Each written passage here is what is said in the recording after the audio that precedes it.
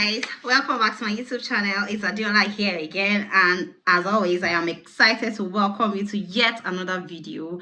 I appreciate the love and the support I've seen on all my videos. Thank you so much for always coming back to watch me. You are the reason why I'm here, sitting in front of the camera and ensuring that I'm dishing out information that I believe will be necessary to help you settle down better here in the UK. So if you are a new subscriber, welcome. Here I talk about, I give tips on everything that will help you settle better in the UK for both students and foreign professionals, help with your settlements in the UK, and just generally have some fun here as well. So be chipping fun things at times. So on this video today, I'm going to be talking about culture shocks and things that you should know about the culture here in the UK before you migrate, or on your way here, or now that you're here as well. So I'm not just talking about this thing just for laughs. Yes, some of them are actually quite funny, but I'm speaking to us as individuals. Everywhere you go, in every part of the world, there are cultures, there are ways of doing things. Back home in my own home country, it is going to be seen as very rude when you come up to an elderly person and call them by their first name, or walk up to an elderly person and you want to shake their hands as a form of greeting. Although that is obtainable in some other culture, but not where I'm from. So the reason why I'm bringing up this, or why I'm giving this information, is so that you can understand how to interact better with those that are here, or with your colleagues at work, neighbors and friends. When you're in Rome, you behave like the Romans, like they say. So to ensure that you're doing things the way it is obtainable here as well. So if this sounds like something you're interested in, definitely keep watching. I hope you keep watching though. So the very first thing I'll be talking about here is pets. So back home in Nigeria, where I'm from, pets is not a big deal. We're not big on pets. You can have your dogs and keep them at the back of the house and feed them crap, feed them whenever you want to, keep them in cages and the likes. But here in the UK, it is not like that. Pets are kids. Pets are personal. Pets are a big deal. Like, you see, there are pet shops, there are pet spas, there are dog walkers as a job. Like, pets is a big deal. So don't bring that Nigerian mentality when you're coming here, like you see a dog and you're just like, oh, no, don't do that. You can, like, there are people that are very, very personal with pets. Like, there was even a particular time when we were going on the road and someone almost killed like a bird that was just trying to feed on the road and all that. Like, you needed to see how a lot of people screamed in the bus, and the bus had to halt, everybody came down. Like, you would think it was a major accident, but yeah, it is a major accident here in the UK, unlike back home. So pets is a big deal here. People take pets as kids. So when you are at work, or you're a team lead or somebody, and someone is saying, oh, I'm going to be missing work next week because my pet has a surgery, and you don't be like, well, your pet has a surgery, are you okay? Yeah, they are okay. So pets is a big deal here. So you have to know that and know peace. Yeah, you know that and know peace. It is rare for you to even walk past the streets any time of the day and you even see someone walking their dogs or their cats or their rabbits or something. Pets is a big deal. There was even a time I was looking for beans. So I was like, I do want to go to African store. So I just entered to a convenience store close by, and I just saw, this thing looks like beans. But because it's a convenience store, so convenience stores are actually always smaller than regular stores because they're just around. I just entered the convenience store and I just saw, it looked like beans. So I carried it before I now looked. And I saw, okay, I saw bones. I saw something pet treats. And I was like, wait, what did I carry? And now read it. I thought, sorry. If not, maybe I would have eaten pet food. Don't make jest of me. If something like this have happened to you before, drop in the comment section. I know all those dogs that are just caged in Nigeria. You don't see them roaming the streets. When you even want to go and greet your neighbor, you're calling them to ensure that, please, have you locked your dog in the cage? All those dogs, big dogs, are actually pets being taken around for a walk. And me, I used to run because me, I run for dogs. Although, yeah, they are very sensitive as well, and they don't, if they already sense that okay, you're not so comfortable with having the animal or something, even while they are walking across the road, they try to put them away and all that just so you can pass and all. But still, that pet man, it's really a big deal. Secondly, I'm talking about dressing. Yes, dressing. So you know how in Nigeria, when it's like Monday or it's your first day at work, how you want to look pen, you want to dress get girl, have all the new outfits, go on your heels, have your hair nailed, your nails made, the guys, you want to wear your whitest shirts, your ties are new and all that. Sorry, it's not obtainable yet. Now let me shock you. So on my first day at work, normal Nigerian me, I was like, hey, this first day, prim and properly dressed, makeup on fleek, looking fly, trust your girl now. Hey, that's why I get to work. I looked like I was going for a party, literally. Like, I was dressed up. People came in joggers and sneakers and, cardigans, basic wears, like, some people looked really unkempt. Fine, not everybody. People looked okay. But not on Monday. Monday morning. Like I was like, okay. I was definitely self-conscious because I was the new girl that was looking all flashy. And it was like, wow, okay. So dressing here is not so much of a big deal. Yeah. So when you're resuming your workplace or you're resuming school, don't go and get all the rocks and barbs and hey, this one I must to kill them today, they must to know pay, I'm not here to joke. It's not so much of a big deal. Yeah. So another thing I want to talk about as well is the housing. Yeah. Accommodation here, or the space here is small. UK houses are small, like literal small. The house, even when you're passing by, or you're just walking by, the houses look like you can just take a shovel and just uproot them where they are. Like, they are that small. The homes that we build in primary school, and you just put all those diagrams and all that. Yeah, the houses are very small. So when you're coming here and you're like maybe back in Nigeria where okay, family of 5 can just manage a 2-bedroom flat or something. They won't even give you the accommodation anyways.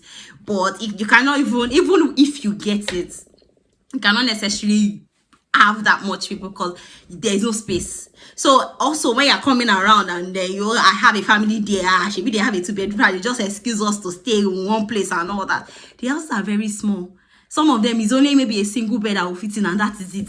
Even their double bed is not like double bed back in Nigeria, like how big and all that, because the houses are quite small. So that even when you're trying to maybe come to stay with a host and the person is just trying to make the place comfortable for you, or like when you even come there, say you see that it's not big, it's not size, it's just sizable, just you and your property where you can just stay and be okay. No, there's no all large space and you're just everywhere. And if you're not even staying in the city, it's going to be worse. If you're still staying in town or farther away from the city, you can still get bigger spaces. But if you're staying in the city, sorry, the houses are cubicles, just you, yourself, and your properties. No, there is no room for anymore.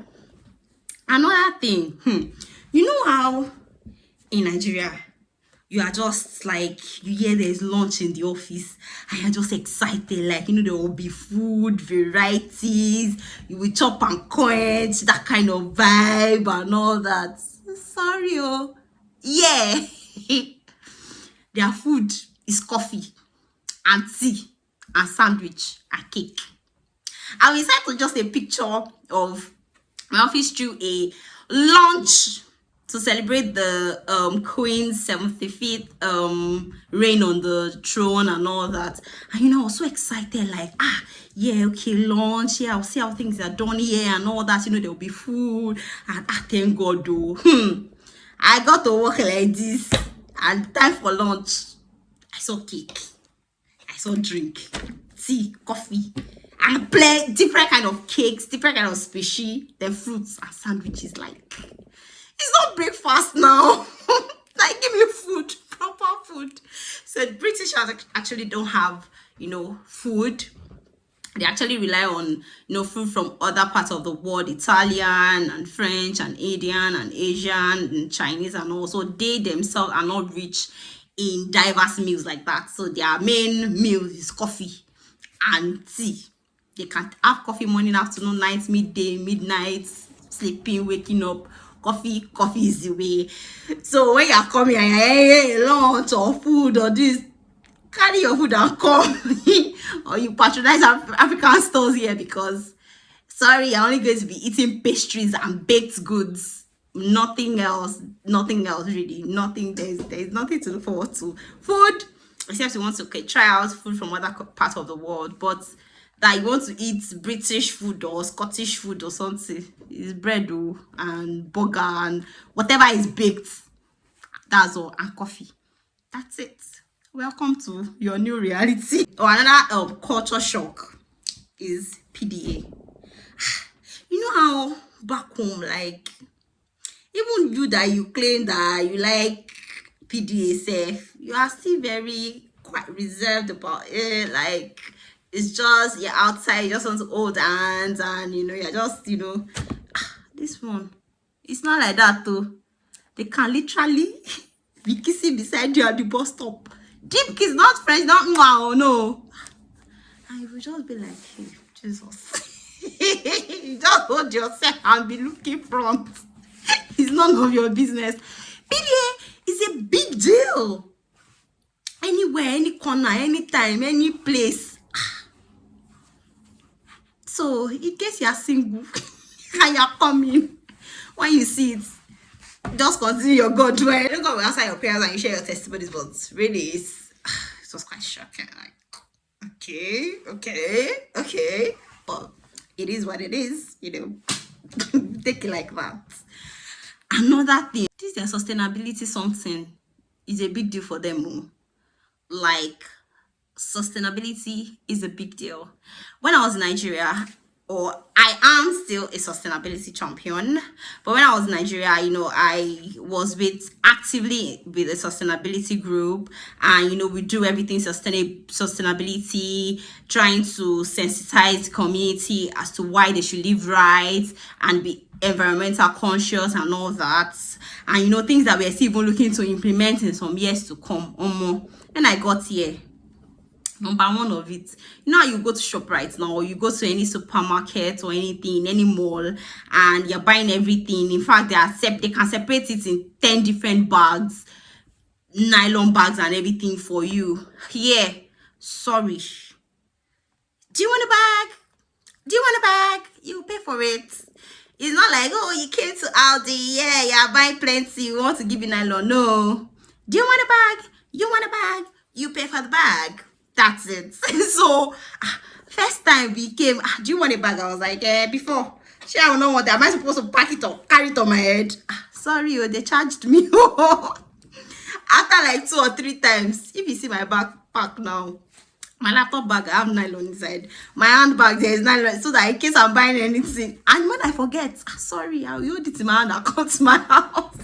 So they are really very big on sustainability. Even if you look at the packaging of your material, of things that you buy, you're eating out, it's packed in paper bags or recyclable products, and the likes. You have to sort your bin and all those things that we're even doing. I was doing back home, and I felt like, oh yeah, I was championing a cause, and now I have to these are the basics. You have to sort your bin. If not, they will not carry it. It's just you have to sort your bin.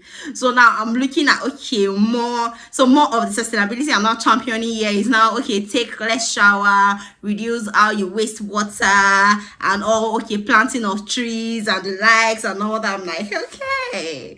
So they are very big on sustainability. You have to recycle your things. You have to throw them in the appropriate places.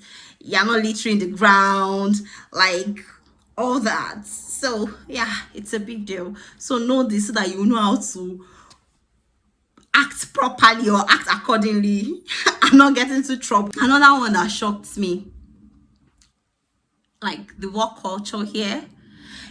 okay, most times in Nigeria now, most companies, you can't leave until your boss has left. Like, it is 8 to 5, oh, but sorry, you're 8 to 5 until like 9 and 10. And especially if you're even now in Lagos, you know how you just traffic self will allow you to just stay and all that. But here, please, 9 to 5 is 9 to 5. 9 to 4 is 9 to 4. Like, even by the time it's even like 15 minutes to their closing time, they're already telling those that are inside, even if it's a supermarket or the bank or something, they're already telling you that, sorry, it's time to, like, they're closing in a few minutes, it's time to leave and all that. Like, you just have to know. There is no holidays are holidays. I remember my previous employment when my boss was telling me that, sorry, holiday is a favor, like, yeah, they are approving your leave and you just think that I can take leave like that. Even on the day that they've approved it, you're supposed to notify them that you want to leave, or you're still supposed to be available and all. Recently, we were supposed to have a road show, and it was rescheduled, and it was not rescheduled into my holiday period. So I was not telling my boss that, oh, okay, since we are having two, one is virtual, one is physical, I'll just join in on the physical one, and it's happening on the first day of my holiday, so I'll just join in on the physical one, and then the virtual one I'll be unavailable. He was like, no, you don't do that. Like, it's your holiday, take it. You're out on holiday, so you take it. You're not supposed to do. And I was like, okay. Me, I think that was doing. Next day they sent me, you know, I did my training, my compulsory training. I've not done this one. Like, I should look at it like, that is it. You are on training. You're not supposed to do anything work. I shook. Like, yeah, literal shock. What? What? I don't know, like, so my holiday is my holiday, I can just go. Tell me I'm coming from holiday, is not holiday, oh. You sit your ass back. When you are still on holiday, you have to have access, you have to be responding to, in fact, some service, just like, you're just taking maybe more breaks than you should. That's how your holiday looks like. Either you're traveling, you carry your laptop, you still do your reports, you will still, this one, I'm going on holiday free, like, my mind is free. Public holidays is public, like, if everybody's talking about it, oh, bank holidays, is this, is that, no work. This one that, you know, the culture I'm used to, bank holidays, like, when it's even already the day to the holiday, they will pile work, so that by the time you're coming back from throughout the holiday, you're working your ass off. This one, holiday is holiday, like, bank holiday is bank holiday, nobody is, 4 o'clock is 4 o'clock, everybody has gone. I am surprised as you are. Please let me know in the comment section if you have experienced any of these shocks.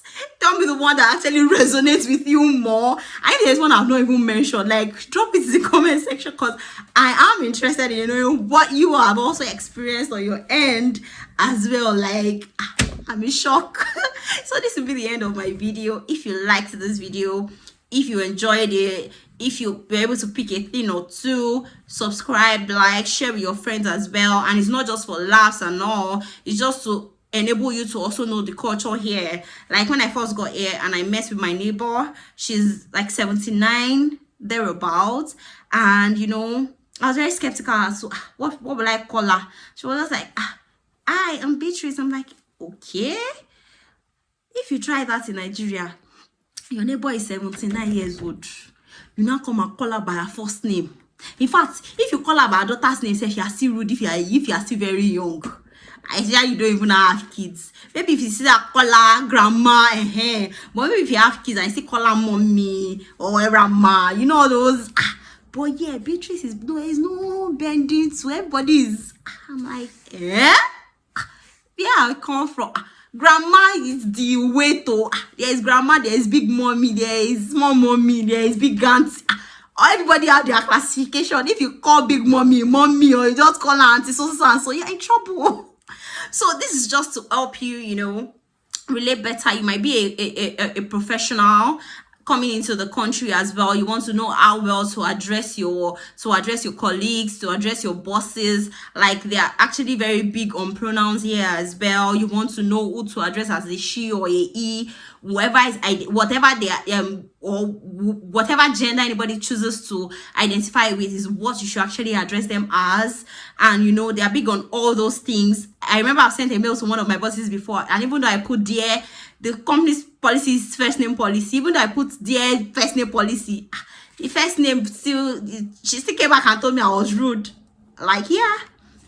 But here it's first name policy, like even to your director, to the group MD, like nobody's holding anybody to orders. So all this is just to help you settle better, to know how best to, handle your colleagues, be more open and sensitive to what is important to them. So when someone is telling you about how they got a new pet, or how they lost their pet, or their pet is sick, to empathize with them, especially if you're a team leader. You also want to get along in your team as well, or even amidst your colleagues, even or your classmates as well.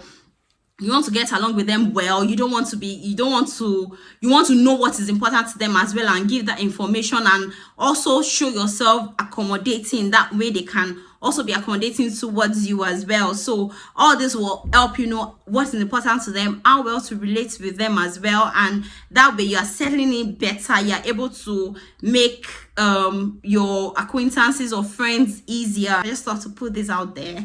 If you found this video useful, like I said before, I'm saying it again, subscribe. Thank you. Till I see you in my next video. Thank you very much for watching.